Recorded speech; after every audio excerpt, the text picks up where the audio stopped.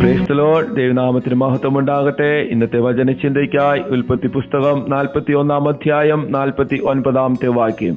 അങ്ങനെ യോസഫ് കടൽക്കരയിലെ മണൽ പോലെ എത്രയും വളരെ ധാന്യം ശേഖരിച്ചു വെച്ചു, അളപ്പാൻ കഴിവില്ലായ്കയാൽ അളവ് നിർത്തിക്കളഞ്ഞു. ഈ വാക്യത്തിൽ നാം കാണുന്നത് ദൈവം യോസഫിന് നൽകിയ അതിശയകരമായ ജ്ഞാനവും കാഴ്ചപ്പാടുമാണ്. സ്വന്തം കുടുംബത്താൽ ഉപേക്ഷിക്കപ്പെട്ടിട്ടും യോസഫ് തന്റെ ദർശനം മുറുകെ പിടിച്ചു. അതിന്റെ ഫലമോ ദൈവം അവനെ മിസ്രൈമിലെ പ്രധാനമന്ത്രിയാക്കി ഉയർത്തി. ഈജിപ്റ്റ് ദൈവജനത്തിന്റെ വാഗ്ദത്ത ദേശമായിരുന്നില്ല, എങ്കിലും ദൈവത്തിന്റെ വലിയ രക്ഷാപദ്ധതിക്ക് തുടക്കം കുറിച്ചത് അവിടെ നിന്നാണ്. യോസഫിന്റെ വാക്കുകൾ കേട്ട് ഈജിപ്തിലെ ജനം തയ്യാറെടുത്തു. വിളവെടുപ്പിന്റെ കാലത്ത് അവർക്ക് അളക്കുവാൻ കഴിയാത്തത്ര ധാന്യം ശേഖരിക്കപ്പെട്ടു. അളവ് നിർത്തേണ്ടി വന്നു. കാരണം ദൈവം കൊടുത്ത സമൃദ്ധി അത്ര വലുതായിരുന്നു. ഈ അളവില്ലാത്ത സമൃദ്ധി ക്ഷാമകാലം വന്നപ്പോൾ ഈജിപ്തിന് മാത്രമല്ല, യോസഫിന്റെ കുടുംബത്തിനും ലോകത്തിലെ അന്യജാതിക്കാർക്കും ഒരുപോലെ അനുഗ്രഹമായി മാറി. ഇതാണ് ദൈവത്തിന്റെ പദ്ധതിയുടെ ആഴവും സൗന്ദര്യവും. ദൈവം ഒരാളെ അനുഗ്രഹിക്കുമ്പോൾ അത് പലർക്കുള്ള അനുഗ്രഹമായി മാറുന്നു. കുറവുകളുടെയും ശൂന്യതയുടെയും നടുവിലായിരിക്കാം ഇന്ന് നമ്മൾ.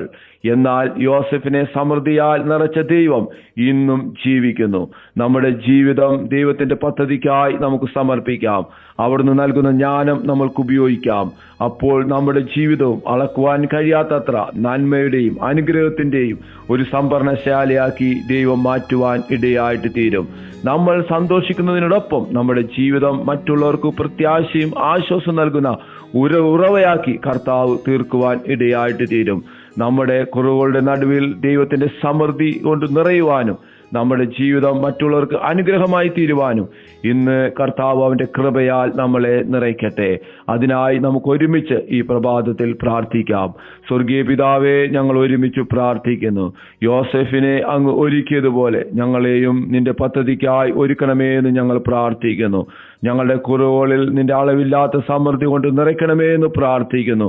ഞങ്ങളുടെ ജീവിതം മറ്റുള്ളവർക്ക് അനുഗ്രഹമായി തീരുവാൻ അങ്ങയുടെ കൃപ ഈ പ്രഭാതത്തിൽ ഞങ്ങളുടെ മേൽ ചൊരിയണമേ എന്ന് പ്രാർത്ഥിക്കുന്നു. ഈ പ്രഭാതത്തിൽ ഈ വചനം കേട്ട ഓരോ മക്കളെയും അനുഗ്രഹിച്ചു പ്രാർത്ഥിക്കുന്നു. അത്ഭുതമാക്കുന്ന ദൈവകൃപയ്ക്കായി സ്തോത്രം. യേശുവിൻ നാമത്തിൽ തന്നെ ആമേൻ.